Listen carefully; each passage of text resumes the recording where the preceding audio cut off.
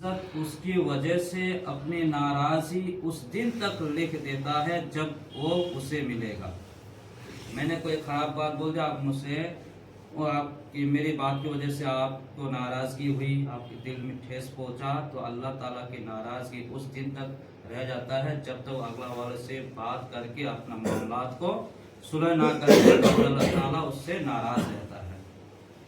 تو مفسرین اکرام فرماتے ہیں، مفتی احمد یارخا رحمۃ اللہ علیہ اس حدیث کے تحت جو میں نے بیان کیا، وہ فرماتے ہیں کہ بعض اوقات آدمی کوئی بات ایسی بری بول دیتا ہے جس سے رب تعالیٰ ہمیشہ کے لیے ناراض ہو جاتا ہے، لہٰذا انسان کو چاہیے کہ بہت سوچ سمجھ کر بات کیا کرے۔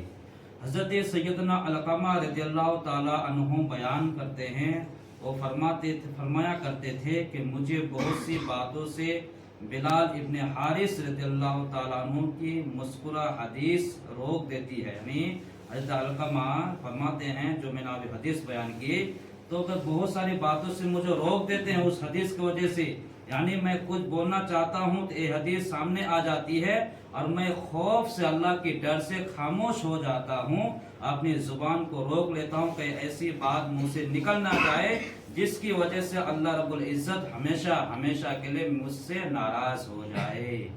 اس لیے جب بھی کچھ بولا جائے اچھی بات بولا جائے تاکہ اگلے والے کو کوئی ٹھیس نہ پہنچے، کوئی تکلیف نہ پہنچے، ان کو برا نہ لگے، ایسی بات بولا جائے، اس لیے کہ زبان بہت خطرناک ہوتا ہے۔ تو میرے اسلامی بھائیوں کے بے سوچے سمجھے بول پڑنا بے حد خطرناک نتائج کا حامل ہوتا ہے۔ جو بے سوچے سمجھے کچھ بھی بول دیتا ہے اور اگلا والا سوچتا ہے کہ میں نے اس کو بہت کچھ سنا دیا، تو اللہ رب العزت کی ہمیشہ ہمیشہ کی ناراضگی کا باعث بھی وہ انسان بن سکتا ہے، بن جاتا ہے۔ یقیناً زبان میں تالا لگانے کے لیے یعنی اپنے آپ کو غیر ضروری باتوں سے بچانا ہی میں عافیت ہے، اسی میں ہماری بھلائی ہے۔ خاموشی کی عادت ڈالنے کے لیے کچھ نہ کچھ گفتگو لکھ کر یا اشارے سے کر لیا کرنا بے حد مفید ہے، کیونکہ جو زیادہ بولتا ہے عموماً خطائیں بھی غلطیاں بھی اس سے زیادہ ہوا کرتا ہے۔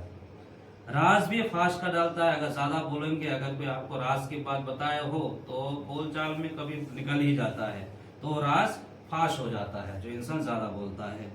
اس لیے کہ جو انسان زیادہ بولتا ہے اس کے راز کی بات اس کو بتا ہی نہ جائے، اس لیے کہ کب کیا بول دے کچھ پتا بھی نہیں چلے گا، اس کو بھی نہیں، اگلا وہ جو بولتا ہے اس کو بھی نہیں پتا چلتا کیا بول دیا میں نے۔ غیبت، چغلی اور عیب جوئی جیسے گناہوں سے بچنا بھی ایسے شخص کے لیے بہت دشوار ہوتا ہے، بلکہ بک بک کا عادی بعض اوقات معاذ اللہ کفر یا جو بات ہے وہ بھی بک ڈالتا ہے، جو بک بک کرتے رہتا ہے وہ غیبت اور چغلی سے بچنا اس کے لیے تو مشکل ہے ہی ہے۔ دوسری بات یہ ہے کہ وہ اللہ رب العزت کے شان میں کچھ کفری الفاظ بھی بول دیتا ہے، تو اس لیے جب بھی کچھ بولا جائے تو سوچ سمجھ کر کیا بولتے ہیں، کیا اگلا والے کو کیسا لگ رہا ہے، تو اس جگہ کو خود کو رکھ کر اس بات کو سوچنے پر مجبور کرنے پر تبھی اگلا والے کو اپنی بات کو کہے جائے۔ اللہ رب العزت ہم پر رحم فرمائے اور ہماری زبان کو لگام لگانے کی توفیق عطا فرمائے، آمین۔ اور یہ ذکر اللہ سے غافل رہ کر فضول بول بول کر دل کو بھی سختی کر دیتی ہے۔ جو فضول باتیں کرتا ہے، ذکر اللہ سے غافل رہتا ہے، اس کا دل سخت ہو جاتا ہے۔ تو اللہ رب العزت کی پیارے رسول صلی اللہ علیہ وسلم کا فرمان ہے کہ فحش گوئی یعنی فحش باتیں، فضول باتیں سخت دلی سے ہے، اور سخت دلی آگ میں ہے، سخت دلی آگ میں ہے۔ تو اس حدیث میں جو فرمایا گیا کہ اس حدیث کے تحت فرماتے یعنی جو شخص زبان کا بے باک ہو، ہر بری بھلی بات بے دھڑک منہ سے نکالتے ہو، تو سمجھ لو کہ اس کا دل سخت ہے۔ جو انسان بے باک بولتا ہے اور کچھ بھی بول دیتا ہے، چاہے بری نکلے بات، چاہے بھلا نکلے، اچھی بات نکلے، تو سمجھ لو کہ اس کا دل سخت ہے اس میں، اور اس انسان میں حیا نہیں ہے۔ سختی وہ درخت ہے جس کی جڑ انسان کے دل میں ہے اور اس کی شاخ دوزخ میں ہے، تو ایسی بے دھڑک انسان کا انجام یہ ہوتا ہے کہ وہ اللہ اس کے رسول صلی اللہ علیہ وسلم کی بارگاہ میں बारगाह में भी बेअदब होकर काफिर हो जाता है। अल्लाह ताला हम सबको महफूज अता फरमाए। यानी जो इंसान ज्यादा बोलता है, बेबाक कुछ भी बोल देता है, तो उस इंसान का दिल सख्त हो जाता है। जब सख्त हो जाता है तो हदीस में फरमाया है, जिसका दिल सख्त होता है उसका दिल कहाँ रहता है? उसका दिल आग में रहता है। यानी उसका जड़ तो इंसान के दिल में है, लेकिन उसकी शाखें दोज़ख में है, और अल्लाह रब्बुल इज्जत की बारगाह में बेअदब होकर काफिर हो जाता है। एक बुजुर्ग रहमतुल्लाह अलैह से किसी ने कहा कि फला शख्स आपकी और इस कदर बुराई बयान करता है कि मुझे आप पर रहम आता है। एक बुजुर्ग था, उससे किसी ने कहा कि फला शख्स आपकी बहुत बुराई करता है, लेकिन बुराई जो करता है तो मुझे आप पर रहम आता है। फरमाया काबिल रहम तो वो शख्स खुद है, उसके ऊपर रहम करना चाहिए, मुझ पर नहीं। तो सुभान अल्लाह कहते हैं, हमारे बुजुर्गों का इखलास और अखलाक 100 करोड़ मरहा उसकी मदनी सोच, एक अच्छी सोच की क्या बात है कि अपने बेतहाशा बुराइयां करने वाले पर भी गुस्सा नहीं आ रहा है, बल्कि दिल मुतमईन है कि मेरा अपना क्या जाता है, गिबत करने वाला ही का नुकसान होता है, मेरा क्या जाता है, तो उसके ऊपर रहम होना चाहिए, मुझ पर नहीं। तो वो जो मेरे बुराई बयान करता है, मेरा ये फायदा है, उसका नेकिया मुझ पर आता है। तो और नादान उन मानों में काबिल रहम ही है कि अपनी नेकिया बर्बाद कर रहा है और गुनाहगार होकर अज़ाब नार का हकदार करार पा रहा है। तो रहम तो उस पर आपको करना चाहिए, ना कि मुझ पर। वो मेरे बुराइयां बयान करके वो अपने नेकियां मुझे दे रहा है, तो इसमें मेरा फायदा है, इसमें मेरी कोई बुराई नहीं है, बल्कि नुकसान उसका हो रहा है। तो लिहाजा आपको भी उसके ऊपर रहम करना चाहिए, मुझ पर नहीं। शायर कहते हैं, दर्द सर हो या बुखार आए तड़प जाता हूँ, मैं जहन्नम की सजा कैसे सहूंगा या रब। अफू कर और सदा के लिए राजी हो जा, गर करम कर दे तो जन्नत में रहूंगा या रब। अल्लाह ताला हम सबको जन्नत का हकदार बनाए, आमीन।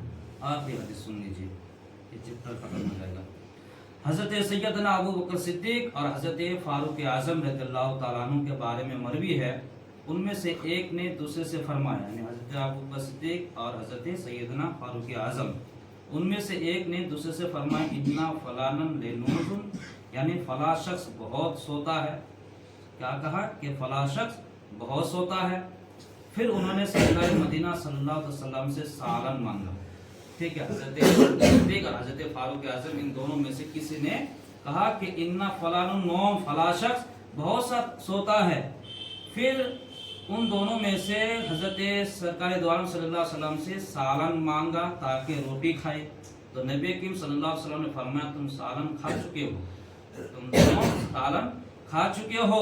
उन्होंने अर्ज किया, हमें तो इसका कोई इल्म नहीं है, हमें तो कोई सालन नहीं खाया। तो हज़रत फरमाते, हाँ क्यों नहीं, तुम लोग खा चुके हो, क्योंकि तुम दोनों ने अपने भाई का गोश्त खाया अभी। तो आगे इरशाद फरमाया, हजरत इमाम ग़ज़ाली रहमतुल्लाह अलैह के हदीस पाक नकल करने के बाद, जो हदीस में बयान किया अभी, तो फरमाते हैं तो देखो किस तरह सुल्तान दो जहां सल्लल्लाहु अलैहि वसल्लम ने दोनों को इस मसले पर जमा किया। हालांकि जुबान से सिर्फ उसने गिबत की, मगर दूसरे ने उसे सुना, लिहाजा वो भी गिबत में शरीक ठहराए गए, दोनों ही गिबत में शरीक ठहराए गए, दोनों ही गिबत यानी भाई का गोश्त खाया। गिबत जो करता है उसे अपने भाई का, मुर्दे भाई का गोश्त खाता है। तो इसलिए उसने सोता है, ये करता है, वो करता है, ये भी कहना गिबत कहलाता है। लिहाजा कौन क्या करता है करने दीजिए, इसलिए हमें उसके बारे में बोलना नहीं है। ठीक है, अगर जो कुछ भी कहना उसी को पता करना, भाई तुम सोते हो क्यों, नहीं कहना है। इसलिए अगर हम बोलेंगे फला सा बहुत सोता है, नमाज के लिए नहीं आता है, वो जाने, उसका काम जाने। हाँ, अगर अगला सामना है तो बोलने, हाँ भाई कहाँ थे, क्यों नहीं आते हो, उस अगला वाले को सामने बोलेंगे तो एक गिबत नहीं है, बल्कि इस्लाह है।